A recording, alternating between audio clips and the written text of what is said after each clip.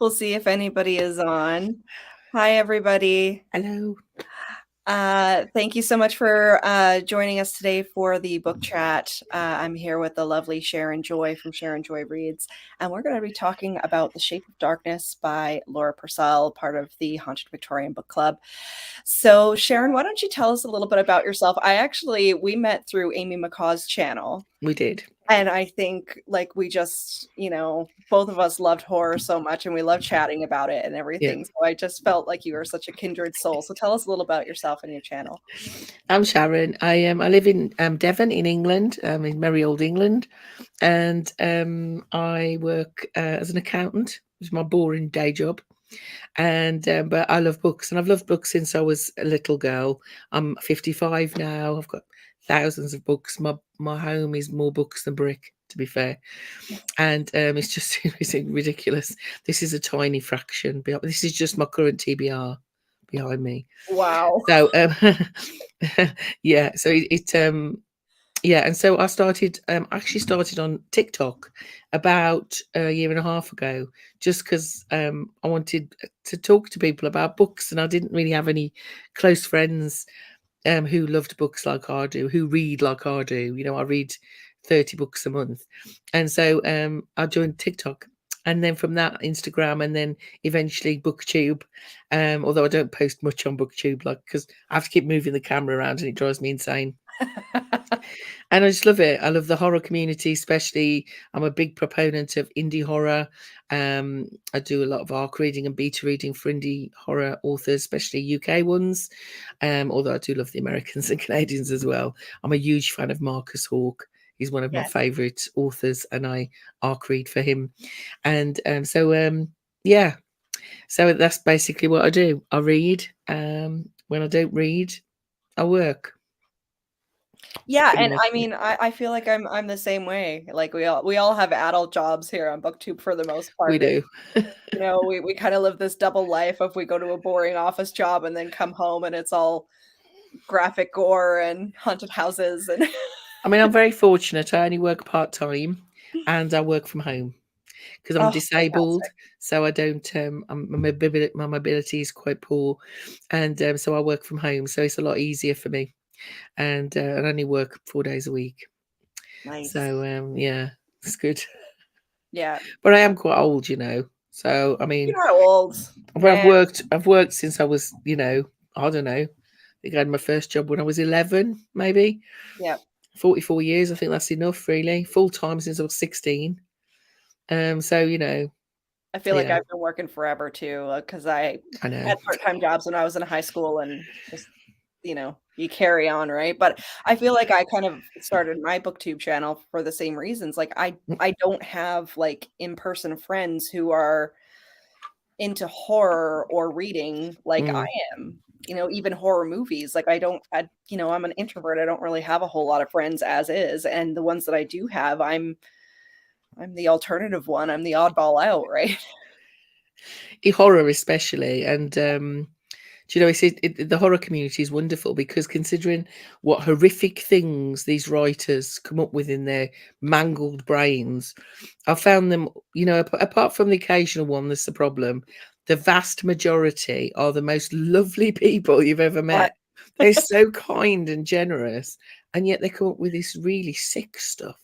right? Um, it just blows my mind, really. But even within the community, like I'm not really into like extreme horror. I wouldn't Mm. consider myself like an extreme horror fan.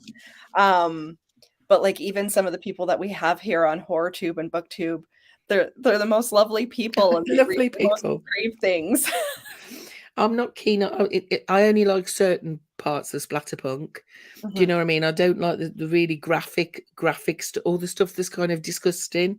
Yeah. It's not that I find it, but I just don't like it. It's just not my kind of thing. I like something that's got a good story and this just doesn't want to shock me. And if it has something that's going to be a bit graphic, like have it, have purpose within the story, Yeah, not just yeah. graphic for being graphic. It's the same with romance. I don't really read romance. If it's part of the storyline, I don't mind it. But if it's the whole story, to me, it's just a bit boring for me. Yes. And yeah, I mean, and I'll read all genres Do you know, I don't just read horror, I read everything. So except romance. Don't like romance. Well, it's funny that you say that because I've kind of wanted to do like a goth horror fan tries to read romance sort of vlog and have people suggest to me. Maybe Amy would be a good one to suggest a little bit of romance. You See know how what I I've just feel. read? Amy recommended to me. My roommate is a vampire. Oh It's yes, Have you I saw read that that? on her I'll tell channel. you Yeah. something. It is kind of, but it's the sweetest story. It's just you just want to go, oh, it's just a lovely, lovely story with lots of multimedia in it, text messages and letters. This kind of very old-fashioned vampire who doesn't understand how the modern world works. But the romance in it is adorable. It's not smutty. It's not, really explicit. It's just adorable.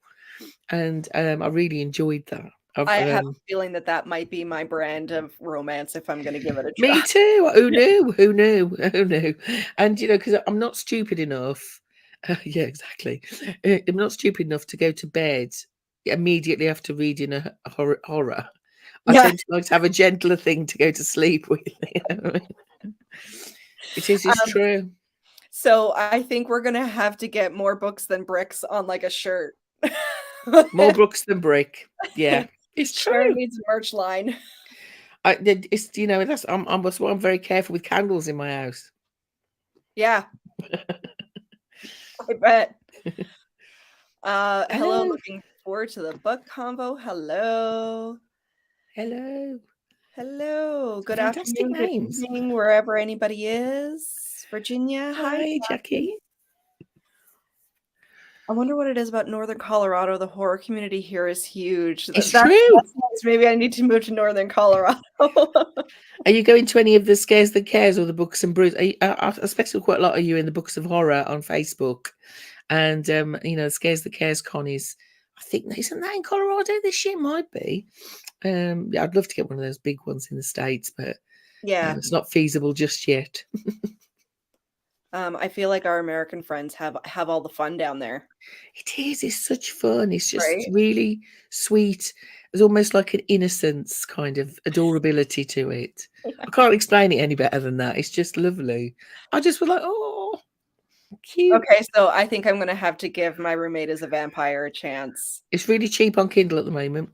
Oh, well, that's it, done. As soon as I get off here, I'm gonna have to download it. I'm actually doing a UK indie part of a UK indie horror author convention that we're Nice. starting this year called Chapters. Chapter 1 is in Birmingham, bank holiday weekend, and it's going to be all the UK, and I think there's some European as well, indie authors all coming together to do a book convention. I'm going to be the one wandering around interviewing them. Oh, that's lovely. I love the sound of this. Hey, Jen. Didn't get to read the book. I can't stay, but wanted to hop on and hit like. Hello, Jen. Jen is so she's such the sweetest person. She I'm really just is. a Hello, person. darling. And she reads so much as well. I know she's a huge Gothic lover. She I was love on the show Gothic. last month talking about the horrible book that we had read. Oh, I Week did. I did watch that after because I was on something else at the time, and yeah, it didn't go well. That one did. No, I don't think it went well for anyone. I think the only person who liked it was Katrina Brown. She thought it was great, but it might have just been I think she was just looking at it as like a satire comedy sort of It's been situation. years since I've read that. Stephen Graham Jones teaches horror. Wow! Oh, I didn't Wow! I didn't know he taught horror. Neither did I. I've got his new one at the moment, the third part of the trilogy. Which is the one, the Angel of Indian Lake. The last one, the last part of the trilogy Oh from yes, yeah, Hearts of Chainsaw. yes, So I'm going to reread all them in the summer. nice, nice. I'd love to sit down and have a chat with him, wouldn't you? Right? That would be fantastic. Okay, so getting on to what we're here to actually discuss today, The Shape of Darkness, Laying my which is a books Laura away. Purcell. So this is my second Laura Purcell that I've read. I still haven't read The Silent Companions, which is I her, love that book. I think, the most popular one. The other one I read was The House of Whispers, which was an okay Okay. book for me. But I do enjoy her writing. I think her writing is very atmospheric. So for anybody on the show who doesn't know what this book is about, and this is a spoiler review as well. So basically, we have a dual timeline. So we have one young lady who is, her name is Agnes, and she does what do you call those, like shadow portraits? Silhouette artists. There were Silhouette. big things in Victorian times, especially in Victorian England. You know, Yeah. like the cameos. You know, the Yes. cameo brooches you can get. So basically, they used to have specific artists, and they would cut them out of paper, and or make them in ceramics. They're a big thing Yeah. in Victorian England. Yes, and I felt like this book was something that you could take a lot of the content and do your own research about like things that Yeah. were popular during that time. So she's basically having this issue where people who would come sit for her to draw their profile would end up dead. And so big part of this is a murder mystery. And then the other timeline, we have a set of sisters. One is about 20, I believe, and the other one is very young, 11 years old. And the 11-year-old sister is a spirit medium. She's albino, so they call her the White Sylph. And she's kind of being looked after by her older sister, who's sort of running the business of them being paid by these spiritualists. Of course, this was really popular during that period Oh, as well yeah. in the 1850s. And they have the younger girl, her father is very, very ill. So they're trying to get money to help him get better and try to make it by themselves. So that's kind of the overall view of the story. And Sharon, I'll ask your overall thoughts as well. But I liked this one. I would say I gave Mm. it about a 3.5 star. Um, and I have to say, I think I liked the writing Yeah. mostly for this story, but I did enjoy sort of the murder mystery aspect to it as well. I loved it. I mean, I think it was 4 for me, Yeah. just under 4. I love her writing. Her writing is very atmospheric, and also you feel. I mean, this was set in Victorian Bath, wasn't it? Or Bath. Well, I say Yes. Bath because I'm from the Midlands. But it's set in Victorian Bath, and it feels cold when you're reading it. It feels like chilly. This is the perfect book for like autumn and winter reading, isn't it? Yes. I love her writing. I think she writes characterization, especially women characters, really Yes. well. And so I really loved it. I loved Agnes. Um, and you know, I'm sure we'll go on to what happens with her later on. And I loved Pearl and Myrtle. Do you know, although she was a moaning Myrtle, wasn't she? Really was.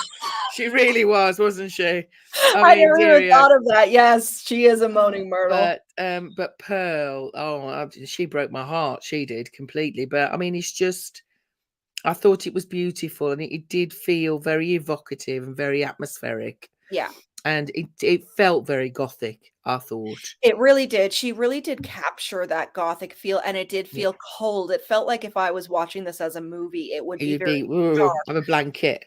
Yeah, and, like, the foggy streets and the Yeah, drizzle and, and it really captured that whole period of, like, because usually when we read a lot of these gothic novels or period pieces, like, women are very well-to-do or they're daughters of gentlemen and, yeah, you know, they're doing their thing, they're going to their teas and horseback riding and all of that, but mm, this really kind of highlights that situation where, you know, women would really struggle during that time and try to figure out, like, how is it I'm gonna support myself?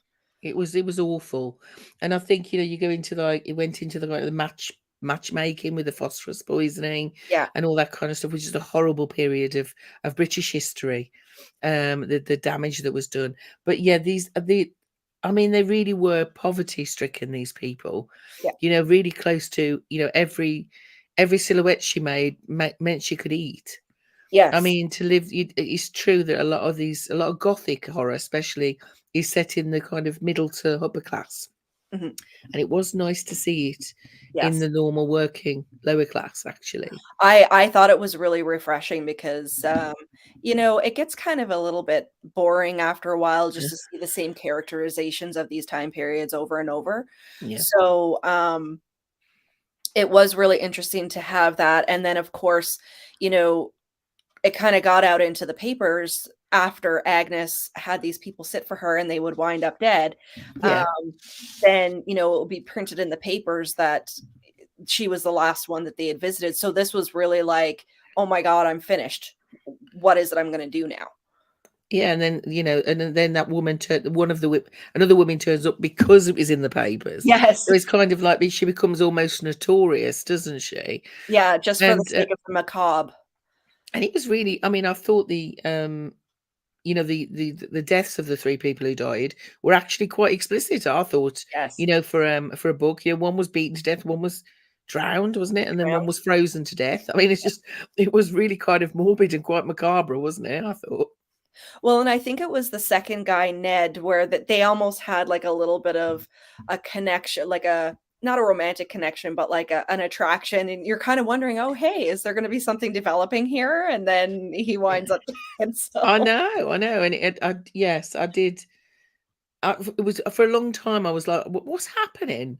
Do you know? I don't understand why people are picking on her because she doesn't seem that important in the no. scheme. What has she done to somebody for them to do this to her? And is that just coincidence? Really? Yeah, exactly. And then you're like, is there someone out there who, is this a someone who maybe she jilted romantically that is doing this? But then you find out about the whole thing with Montague, that she's just been pining over him for And I did however wonder if it was him. I did wonder if it was I him, and did too. he'd I gone a bit thought, crazy, and he was just kind of, he just came back. Something had gone wrong. I did think it was him for a while. well, I kind of flip-flopped between, either Montague or Simon, because I was like, because for a while there, like, he was giving her, like, opiates kinda thing, a lot of alcohol to Yeah, keep her calm and everything, and I was like, "Is he up to something?" Especially because he was the doctor and then got into, like, he was grave digging and stuff like that. So, it was I was kind of paced really suspicious. well, I think, because there was quite a lot of red herrings, I think, and it wasn't really till the last third where it all kind of starts to make sense. Yes. And actually, it comes at left field. Actually, you're like, hang on a second, I'd never considered that. Well, And and you're bouncing back and forth between these 2 timelines, and yeah, it's kinda meandering for a little while, like, I felt like I was interested, but it was just kinda meandering, and I was yeah, like kind of just before I think all of those revelations started, I was like, "What's the purpose of this? Where's yeah. it going?" It's a slow build, isn't it? Yeah. Yeah, it was a real slow burn, but, then, of course, all hell broke loose and everything started to I mean, that uh last third of the book, I mean, I didn't put it down. I read the last third of the book in one go yeah. Oh, I because did I was too. just yeah. And actually, I sped it up because I had it on my Kindle, but I also, had it on audio, and I sped it up because I was like, I couldn't What's wait to happening? get I to want the to next know. part. Yeah, lost in your car for a few weeks. Wow. Was it lost? Was it lost? Or did somebody take it to read Take it it. Yeah. secretly? Hi, Angela. Hello, Angela. Yeah, Yeah, yeah, yeah. especially with I it even being a doctor. hello, Hi, hello, Vic. Vix. Oh, I hope you have a nice evening. Yes, Where are you absolutely. off to? Somewhere exciting, I hope. One of my friends is off to see the new Omen film tonight. I was kind of on the fence about whether I was going to see it, but it does have, apparently a couple of really graphic RAPE scenes in there, and that's something in my movies that I really like, it's a hard pass. Yeah, hard. So, Fair I enough. might wait for it to come out and then see if I can fast forward through. That's what I do. If it's anything that I find disturbing or I don't particularly like, I just fast forward it. Yeah, yeah, It's the so I same with books. I just skip over it. Like I yeah, just don't. kinda skim and try to get to the next part. I'm the same way. That's there so 2 things that are hard passes for me is that and extreme animal cruelty. Yeah, I say that I'm exactly the same actually, and I don't. I don't mind. I think sometimes, especially if you're reading books about serial killers, seeing them hurt animals is part of their progress, and so it Yes. makes sense in the story. But I don't ever read triggers because I don't want to be spoiled. So if Yeah, something comes up, I'll just skip it. I'll just scan it really quickly and just go over it. yeah. But yeah, the same thing for me. I don't mind any of the people. being horribly mutilated, but if an animal is, If I it's get an really animal, it's annoyed. a completely different story. Mrs. West and her Oh, closer the seance business. I mean, that's a pretty good, assessment, I would say. That's pretty close yeah, to actually what was going on in part of this. But let's get yeah. into, characters because Pearl pulled at my heartstrings. Oh, she was hot. She broke your heart, didn't she? She was just Just a child, just a baby. and I think that mustn't have been all that uncommon for young No. girls to be exploited, whether they were actually mediums or whether it was all a put on.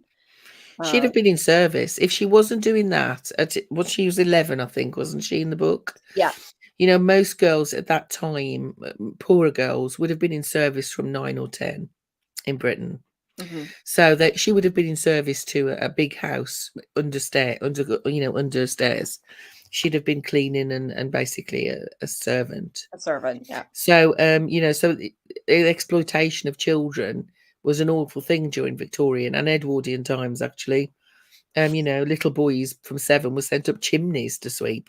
well, they So actually talked about with, Cedric, yeah, Agnes was talking about that, yeah, they didn't send him away to work, which is what normal people would have done to yeah, help bring in the money. yeah. As soon as children could walk, really, they worked, Yeah, doing something, even if it was just helping around the house. They weren't really allowed a childhood unless you came from a wealthy family. You yeah, didn't have a childhood. You were working as soon as you were able.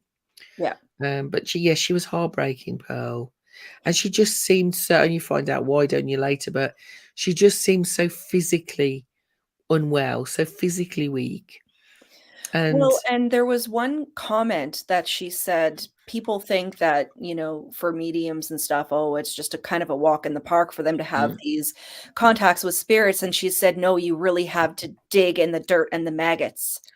yeah, great description. Yeah. Yeah, And it, yeah. it really was really visceral to me. Like that particular quote really hit me. And you think yourself, that's probably true, isn't it? Yeah. I mean, whether or not you believe in that kind of stuff or not, somebody who's kind of doing that is really going to have to go inside themselves and do like really really deep internal work.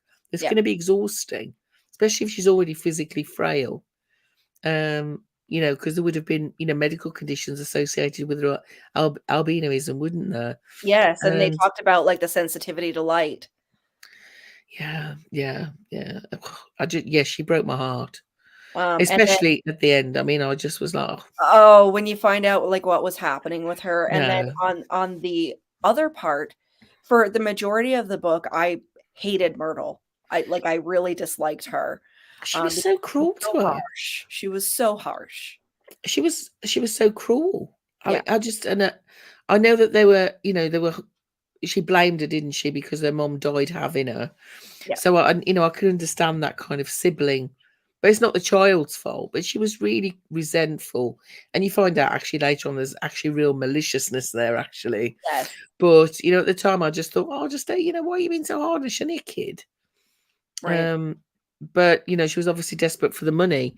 But yeah, she was mean. She was really mean, I yeah. thought. So I'd say out of all of the characters, she was definitely the one that really got under my skin. It is my friend's birthday in a week, so I'm going to start. Oh, Oh, lovely. nice. Oh, I'll have to reach out to Vixen if she's not still on here and see how she liked Baghead because that was one that I wanted to see as well. Is that a new film? I haven't heard of that one. Yeah, so it's about this woman, this young woman who I think she inherits like an abandoned pub or something that her father owned, and there's Ah, this demon in the basement, and she oh, starts charging people, I think, vast amount of money to go down and commune with this demon that would, I think, tell them a future or something like that, or they could oh, that ask sounds questions, good. 2 or 3 questions, and of course, it always goes wrong, right? But the That trailer sounds looks good. fantastic. Yeah, yeah. Ah, interesting. Someone taking revenge, yeah, and then later supernatural, all the twists at the end. So we're gonna do a whole section in this conversation about the ending, because the ending, I think, you know, for the most So part of the book, true. there's not really much that we could analyze other than characters and kind of what was And the happening. atmosphere, I mean, the atmosphere was very, I thought it was very the symbolism was very kind of dark and deathly and macabre and morbid. It Yeah, felt morbid, didn't it? it did. But I don't think the actual story got going until about 2/3 through, and the 2/3 through. last third, Yeah, um, was it just just psh. dynamite. It was just really But, like I said, so it does have a lot of dark topics, so the topic of the match girls, which I wanna do more research on myself because, like, I know a little bit, but not, you know, not really in depth, yeah, and, it was but I feel awful. like I said, if this was a movie, I could almost seeing it being, I don't know if you've ever seen From Hell with Johnny Mm, Depp, and it's very dark and it's very visceral, and it just makes you feel yeah. uneasy. I could see this sort of movie making you feel that way. I think this would be a great movie because it's very atmospheric, Yeah. and, you could go into the history of it. The phosphorus poisoning from the matches is a really dark part of history. Show people's, parts of their faces fell off. It was just it was horrific. It was an horrific death. And, so yeah, it's just really, really sad. There was lots of little hints here of different parts of history I thought that you could Yes. explore separately, which was interesting. Yeah, and I love how, because I know Hester Fox, who I'm actually reading, The Book of Thorns right now by her, Mm. which just came out the other day. She does a really good job at wrapping in certain things of history into her Gothic, fiction, so I find that this one was very much along the same lines, which I love. I love any Yeah, me elements of too. history that are wrapped into especially Gothic fiction, and then I can sit down and dive into a rabbit hole of what the book was talking about. I mean, I'm a huge fan of, Edwardian and Victorian Gothic fiction, the actual stuff from the time. Yeah. I've got hundreds of books. And, I love that kind of, 'cause I love the language. I love the phrasing and I just love it. Do you know what I mean? It's got comfort reads to me. It So is, and I think maybe because, like, so I'm from the East Coast of Canada, Newfoundland, which is still even now very old British. it is, yeah. Um, And it I am an old British. Do you know, yeah. just so we're clear. I'm British and I'm old. But these kind of reads remind me of home with the fog and the cold and the Yeah. subdued atmosphere with a cup of tea and your blanket with a wood stove going, you know, so it very much feels homey to me.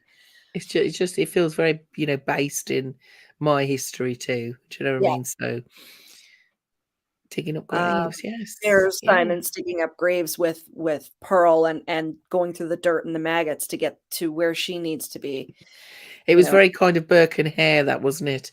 I thought, I thought that kind of threw back to true crime with the Burke and Hare grave diggers, digging up for a surgeon, Yeah. so that they could do the anatomy class. I thought that was really cleverly done. Mhm. Yeah, definitely. The atmosphere, so atmosphere, I think, is what everybody, um, loved with this, but and let's just talk about, you know, Hollywood needing a renaissance, um, Just with what they're make putting new out. films. Oh my god, make new films. Why do they keep You know, and remaking? there's so many fantastic books out there that you're like, "Th it's already done for you, just take it and go." I just don't understand it at all. I just don't understand why they keep remaking stuff when the original was fine. Do you know the Yeah. current one is The Crow? I love the Oh, original of The Crow. It's just like, why are you unless you're telling a different story, yeah. that's fine.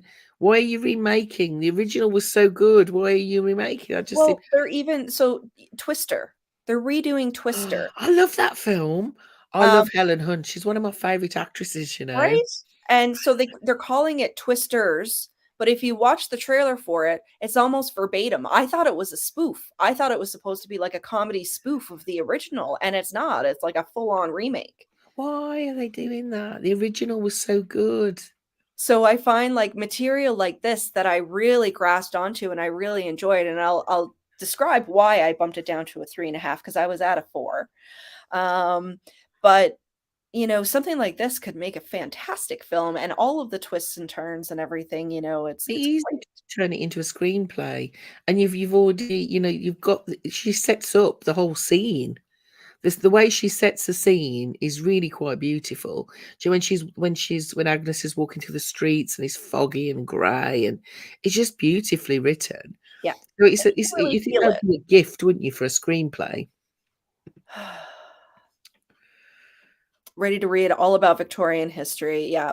Yeah. And that's why I think probably I like reading these Victorian books because, like I said, it does put me down that rabbit hole of a time Yeah. period that I really love and learning about. Because, like, I knew about the Match Girls and I knew about, very just very on the surface, but I didn't know a whole lot about like the actual phosphorus poisoning, which I mean, poisoning is very much something that a woman would do, isn't it? It is, and we studied these kind of things at school. As part of the curriculum when I was younger. We used to cover a lot of Victorian history, so we did a whole top. We used to come topics. Thesis is the proper Yeah, word, but we used to come topics when I was at school. It's a long time ago now, and we did a whole one on the phosphorus poisoning and the match girls, and it was awful. I mean, literally, whole parts of their face would fall away. It was horrific because they'd crazy. have to lick them. They'd have to lick them to make them into matches, and Yeah, that was the problem. Yeah, horrible. crazy, insane. Um, but Myrtle, I think, was a little bit of a not a typical murderer because she poisoned, which is very much a woman's sort Very of much so. go-to. But she also stabbed. And like so she had different MOs that she did. She didn't just have one thing that she did over and over. But the poison thing shocked me. That she was. We can spoil, can't we? That she was poisoning Pearl Yeah, in order for the phosphorescence to come out of her, and that looked like she was that she glowing. was channeling a spirit. But it was a very controlled poisoning. I don't think she was trying to kill her. I think she wants to make money out of her. Well, and And that was the thing, yeah.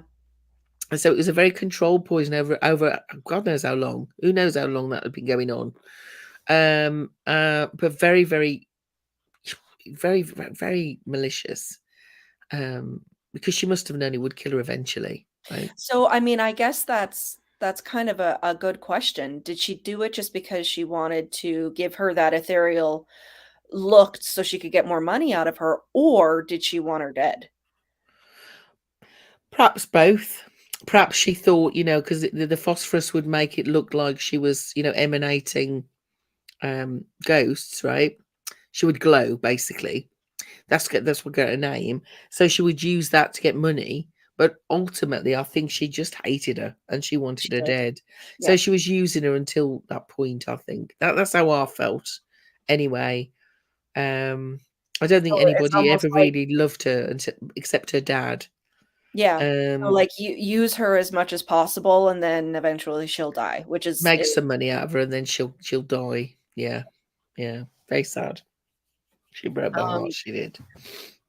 so I think we're up to because this all sort of started when after Pearl died and they figured out about the phosphorus poisoning. That was kind of the kickoff of Yeah, all of the these revelations. yeah. And I thought it was great. I thought it was well done, but I got to the point where I was like, it's almost too much. Oh, I see. It was too many ththings. Too many things. Yeah. Yeah, I think certainly she could have spaced them out, Yeah. in my opinion, which is why because it originally was probably been a 4.5 for me, dropped to a 4 because I thought actually I've waited 2/3 of the book, and although the last third is exceptional, and I love the feeling and the very evocative nature of the beginning of the book, this should have been spread out, right? Because at the end it just goes wallop, wallop, wallop, wallop, wallop, and you're like, hang on a second. Well, and I did get confused there Yeah, for a few minutes because I was like, there was just so much all yeah. packed in. So I was at a 4, because at the point where basically Simon professes his love for Agnes, we find out that her family is actually dead.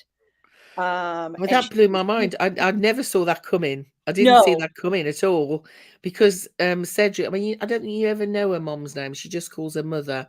Don't think she has a name, but um, they felt so real, especially Cedric, yeah, didn't they? Which just goes to it's a wonderful way of looking at how severe mental health, psychosis, can present itself, isn't it?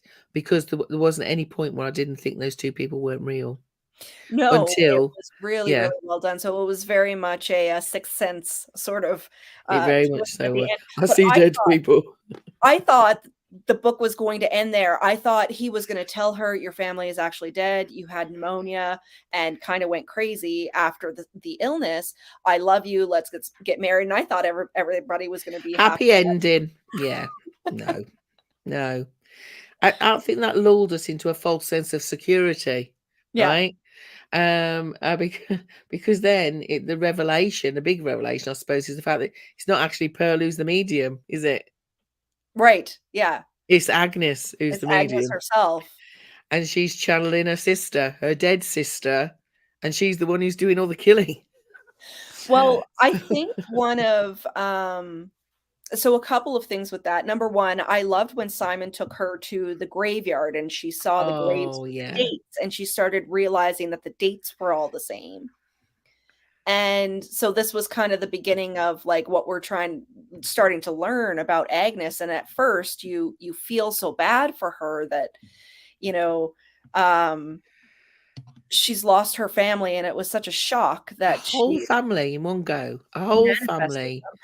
And the mother actually seeing this tragedy happen, like from a window, she wasn't even really involved and she just died of shock, basically. I just, your heart broke for her at that point. I thought she's so severely traumatized that she's conjuring these people up. Yeah. Um, but and then you get a kind of inkling of how, and all the way through the book, you get an inkling of how weird her sister was, don't you? Yes. But then you find out that Cedric is actually Montague's child. Mm. This is why there's so many revelations. And then Constance is forced to marry Simon, so everything's, On the up and up. on the up and up, even though Simon's Agnes's best friend and Montague was her betrothed. So you realise actually Constance is, she didn't like anything Agnes had, she took away. So yeah, too many things happened in one go. So, and then we had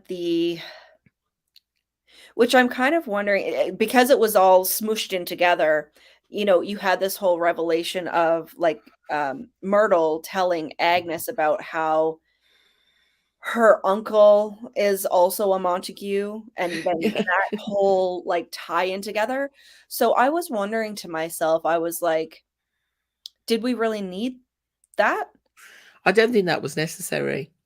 I think, in fact, some of it I don't think was necessary. No.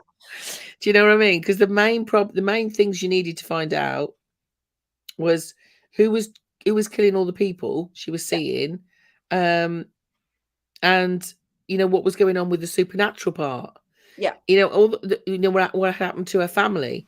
So there was too many things then, and Yeah. it was just like, what? How does that make a difference that Myrtle is It related to didn't, Montague? because it made sense that Agnes would go to Pearl and Myrtle to try to find out, A, is Montague dead, and B, who's killing all of these people. So Yeah. that connection made sense. So you didn't really have to have a family connection No, besides. no, no. It was very weird. I thought that So I thought that that was was unnecessary. yeah. Yeah, But I did think that it was brilliant, kind of the juxtaposition of like the two sets of sisters, and you yeah. think that Pearl is the one that's the medium, and it turns out to be the other set of these two sisters who also had a very challenged relationship. Yes, very much so. I mean, Constance sounds like a complete psychopath, doesn't she? Yeah, Do you know what I mean? So Agnes was in love with somebody, she stole him and got pregnant, and then, and then she made the life hell of her best friend, who was Simon, right? yeah, And she didn't really want the child. yeah. And then it turns out that, even though she's dead, she's not gone. And so there's some connection there between those sisters that existed and continued beyond death. Yeah. But yeah, it was interesting. The two lots of sisters. She writes women so well, don't you think? Yes. I thought they were beautifully. The characterization was just beautiful. They were all such individual women, but yet all kind of tied together. All tied together, and you could see the different parallels Yeah, between the two, so, definitely, the characterization and the atmosphere would be the 2 things that I would hook yeah, into here. Thought it was gonna be like The Sixth Sense too, which I started getting annoyed about. I was happy that there was a rational explanation, yeah, yeah, however yeah, awful. So and that's the thing, I do like when things are tied up in a pretty little bow and you all of the revelations sort of make sense. yeah. Um, but I do have to say, I think that the 2 things that I would change here would be you didn't need that extra connection between the 2 No, POVs. And the other thing is it would have been nice if those twists and turns were spaced out. I agree, and I also, although it was the ending was a shock with what happened with Simon, I don't think that was necessary. No, I really don't. I just thought after all she's been through, I mean, it's such. I mean, and I'm not one. I don't need an always a happy ending. In no, fact, I think life never is really. It's more realistic that it isn't. But I just thought that's everybody. Everybody she knows is gone, completely gone. Yeah, completely gone. She's completely alone with the spirit of her sister, of her sister who who's controlling her. was controlling her.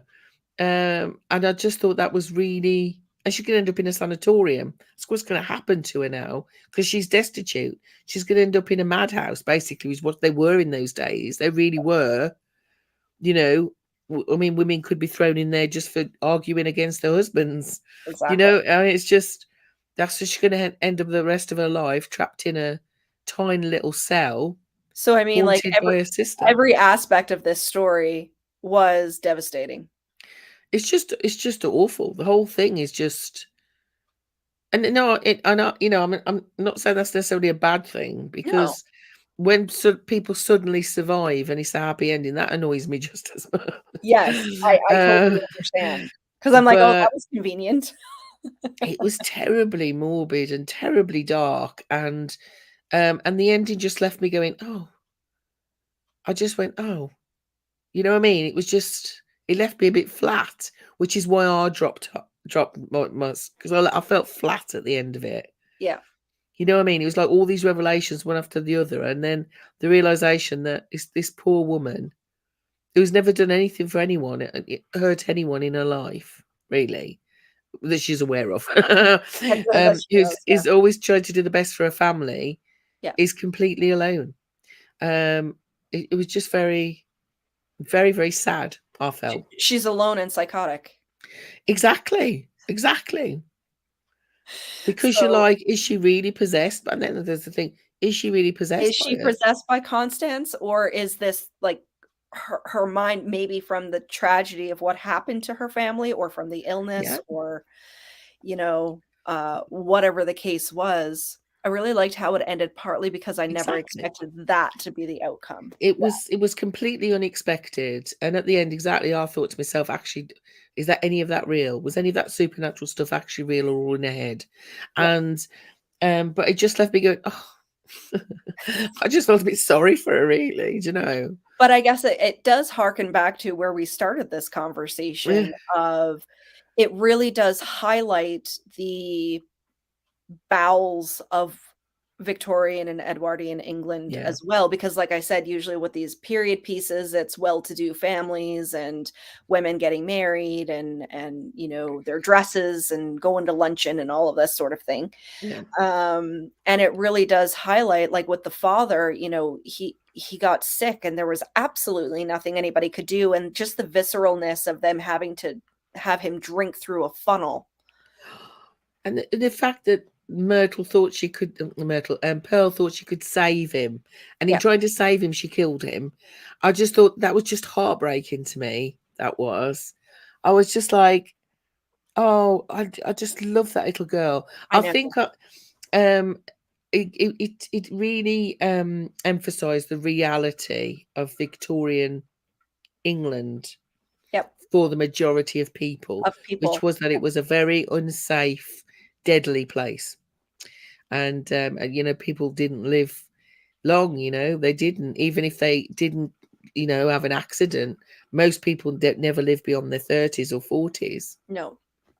Life was harsh and hard, and it really emphasized that, I think. It did, because you look at these sort of things, like I say, other movies and shows and books and everything, and it's really through rose-colored glasses, It is very much so. you know. And so I So did like that. I liked yes, that was a big part that I liked, actually. But yeah, but it was really good. I did feel quite sorry for Simon, although he was a bit of a drip by the end, wasn't he, really?